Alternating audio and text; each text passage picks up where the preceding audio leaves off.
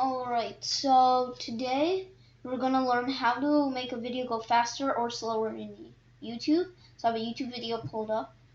And so in order to make it go faster, you click on the settings, and then you click on playback speed. So once again, settings is the gear icon, so you click on the gear icon with the settings, so click on it. Then it'll give you several options. Playback speed is the video speed, so you click on that, so click on playback speed.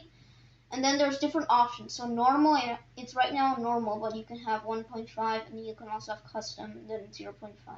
So I'm just going to show you the normal first parts of the video, then you can see the difference. And you can see that was a little slow. I mean, like, just at the normal speed. So now we go a little faster.